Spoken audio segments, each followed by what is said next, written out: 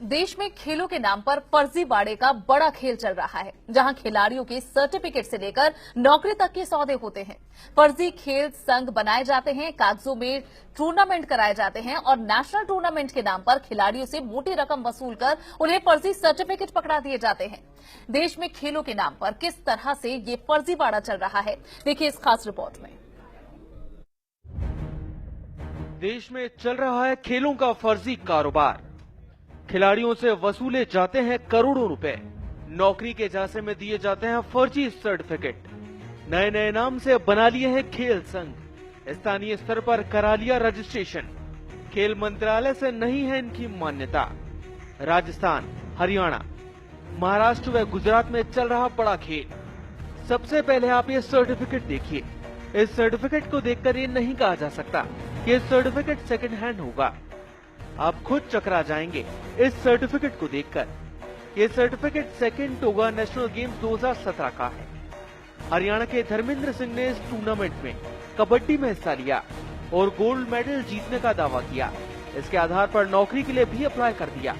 अब दूसरा सर्टिफिकेट देखिए, जो third national rural games federation cup का है। इसमें महाराष्ट्र निशिकांत पाटिल ने दूसरा स्थान हासिल किया और सर्टिफिकेट के आधार पर सेना में नौकरी के लिए आवेदन कर दिया। ये फर्जीवाड़ा तब पकड़ में आया जब सेना में भर्ती के ऑफिस से भारतीय कबड्डी फेडरेशन के पास इन सर्टिफिकेट के वेरिफिकेशन के लिए पत्र आया, जिसके जवाब में कबड्डी फेडरेशन ने साफ लिखा है कि इस तरह के कोई भी खेल संघ अस्तित्व में नहीं।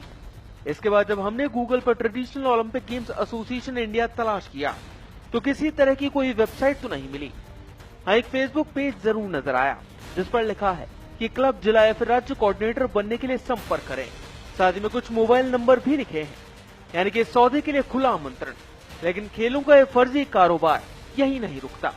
हिमाचल के प्रिंस राणा ने भी नेशनल यूथ रूरल गेम्स में पदक जीतने का दावा किया है। ये tournament youth rural games and sports federation of India ने करवाया है। ये संस्था हरियाणा में सोसाइटी एक्ट में रजिस्टर्ड है, ताकि रजिस्ट्रेशन नंबर देखकर खिलाड़ी फंस जाए। हरियाणा से ही एक और संस्था youth sports federation of India के नाम से है।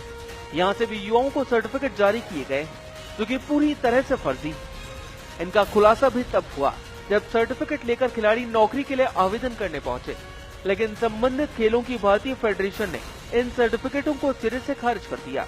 कुछ ऐसे ही सर्टिफिकेट वेरिफिकेशन के लिए भारतीय कबड्डी फेडरेशन के पास भी आए। नेशनल स्पोर्ट्स फेडरेशन में होने के कारण मेरे पास विभिन्न विभागों से सर्टिफिकेट्स आते हैं वेरिफिकेशन के लिए, क्योंकि वो लड़के वहां पे नौकरी के लिए अप्लाई करते हैं।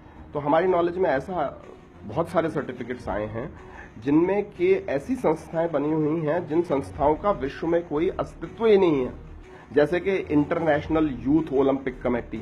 ऐसी बहुत सारी संस्थाएं मैं आपको पेपर दे दूंगा। तो ये इस तरीके की संस्थाएं सोसाइटी रजिस्ट्रेशन एक्ट में कहीं भी जाके अपने आप को रजिस्टर करवा लेती हैं और फिर कोई सा भी गेम कोई भी नाम रख के कर लेती हैं। खेल से खिलवाड़ करने वालों ने स्कूली बच्चों को भी नहीं छोड़ा। उन्होंने स्टूडेंट्स ओलंपिक एसोसिएशन और स्कूल ओलंपिक एसोसिएशन के नाम से सर्टिफिकेट छपवा लिए। जानकारों का कहना है कि सर्टिफिकेट खिलाड़ियों और स्टूडेंट से पैसे लेकर उन्हें दिए जाते हैं, इस दावे के साथ कि इससे उन्हें सरकारी नौकरी भी मिल जाएगी। इस मामले में जो भारत सरकार की गाइडलाइंस है स्पोर्ट्स सर्टिफिकेट की, उनपे ये सर्टिफिकेट पूरा नहीं खरा उतरता है। और फिर भी इन संस्थाओं को हम ये सलाह देते हैं कि आप खेल मंत्रालय की राय भी ले लीजिए इस मामले में।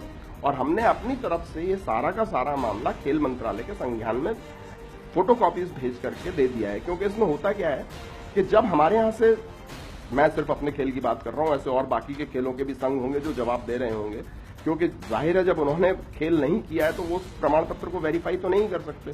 तो जब उस बच्चे को नौकरी नहीं मिलेगी तब उसको ये पता चलेगा कि वो किस ठगी का शिकार हुआ है। राजस्थान के सीकर में पिछले साल ऐसा ही एक गिरोह पकड़ में आया था, जिसने फर्जी टूर्नामेंट करवा के फर्जी सर्टिफिकेट बांटे थे और खिलाड़ियों से बड़ी रकम वसूली थी। इस मामले में पुलिस ने 3 लोगों को गिरफ्तार भी किया था। जयपुर में भी cerebral palsy association of Rajasthan के नाम से युवाओं को गुमराह किया जा रहा है और उनको वर्ल्ड कप में खेलने का सपना दिखाया जा रहा है। लेकिन हकीकत ये है कि इस नाम से कोई भी खेल संस्था, खेल परिषद, खेल विभाग या फिर रजिस्ट्रार के यहाँ पर रजिस्टर्ड नहीं। Naresh Sharma, first India news, Jaipur.